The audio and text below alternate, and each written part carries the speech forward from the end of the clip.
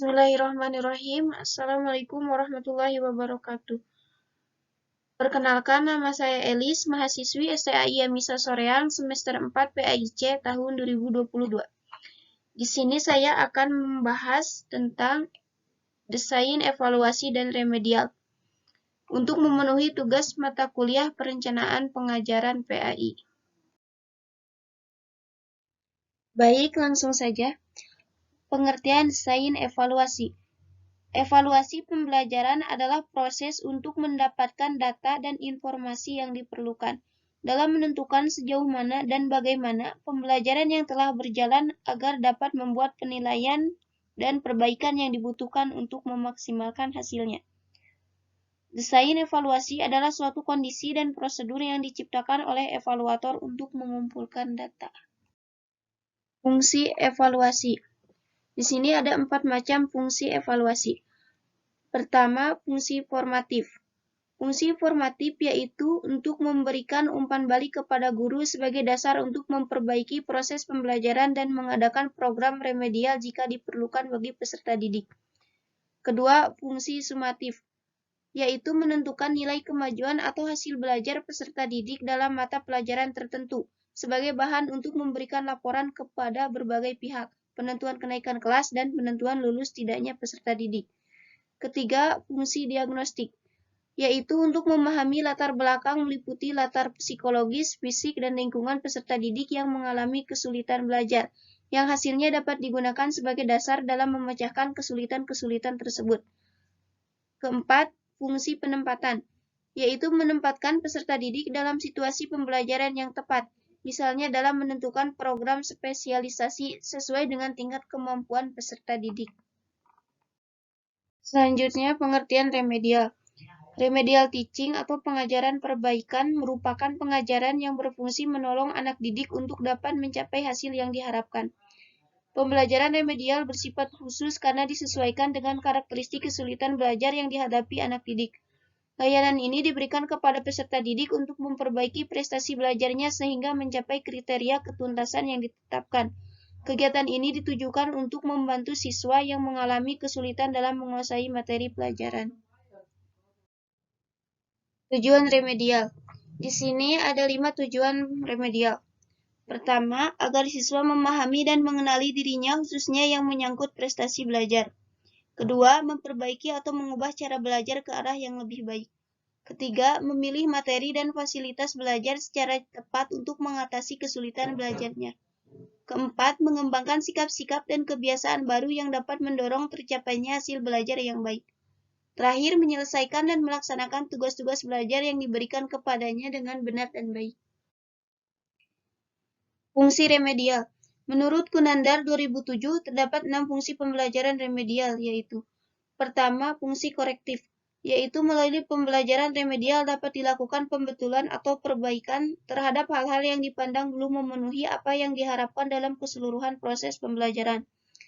Kedua, fungsi pemahaman, yaitu pembelajaran remedial memungkinkan guru, peserta didik, atau pihak-pihak lainnya dapat memperoleh pemahaman yang lebih baik dan komprehensif mengenai pribadi peserta didik.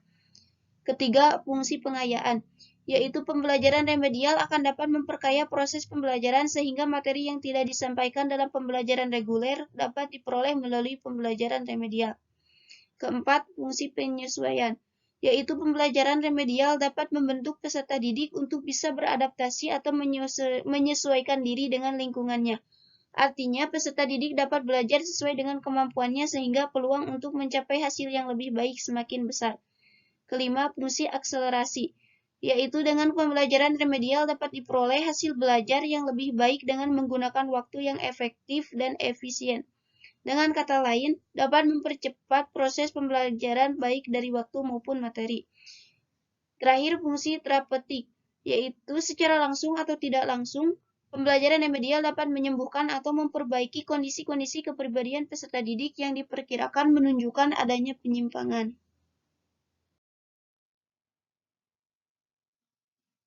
Prosedur pelaksanaan remedial. Berikut adalah prosedur yang bisa dilakukan untuk kegiatan remedial, yaitu: pertama, analisis hasil diagnosis, Diagnosis kesulitan belajar adalah suatu proses pemeriksaan terhadap siswa yang diduga mengalami kesulitan dalam belajar. Dan melalui kegiatan diagnosis, guru akan mengetahui para siswa yang perlu mendapatkan bantuan belajar. Kedua, menemukan penyebab kesulitan.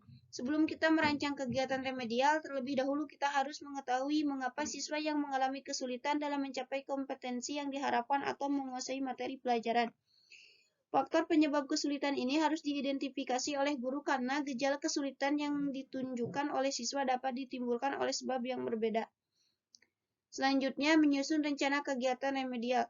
Adapun komponen-komponen yang harus direncanakan dalam kegiatan remedial adalah merumuskan kompetensi atau tujuan pembelajaran, menentukan materi pelajaran sesuai dengan kompetensi atau tujuan yang telah dirumuskan, memilih dan merancang kegiatan remedial sesuai dengan masalah dan faktor penyebab kesulitan serta karakteristik siswa, merencanakan waktu yang diperlukan untuk melaksanakan kegiatan remedial, menentukan jenis, prosedur, dan alat penilaian untuk mengetahui tingkat keberhasilan siswa. Selanjutnya, melaksanakan kegiatan remedial. Setelah rencana pembelajaran selesai disusun, langkah selanjutnya adalah melaksanakan kegiatan remedial. Semakin cepat siswa dibantu mengatasi kesulitan yang dihadapinya, semakin besar kemungkinan siswa tersebut berhasil dalam belajarnya. Dan biasanya kegiatan remedial dilakukan di luar jam belajar biasa. Oleh sebab itu, guru diminta agar dapat meluangkan waktunya di luar jam belajar agar dapat membantu kesulitan belajar siswa. Selanjutnya, menilai kegiatan remedial. Untuk mengetahui berhasil atau tidaknya kegiatan remedial yang telah dilakukan, maka dilakukanlah penilaian. Penilaian ini dapat dilakukan dengan mengkaji kemajuan siswa dan seberapa besar siswa mengalami kemajuan dalam belajarnya. Selanjutnya, kesimpulan.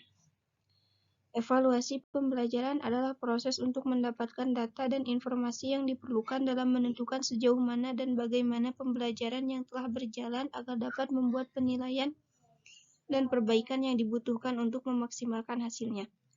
Sedangkan remedial teaching atau pembelajaran remedial adalah suatu kegiatan dalam proses belajar mengajar yang dilaksanakan guru atau pihak terkait dalam upaya memberikan bantuan kepada para siswa yang mengalami kesulitan belajar, sehingga dapat mencapai hasil belajar sesuai dengan taraf kemampuannya.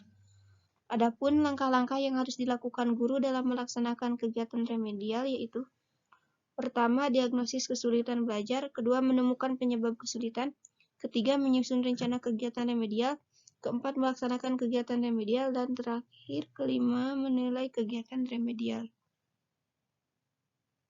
Baik, itu yang dapat saya sampaikan. Wassalamualaikum warahmatullahi wabarakatuh.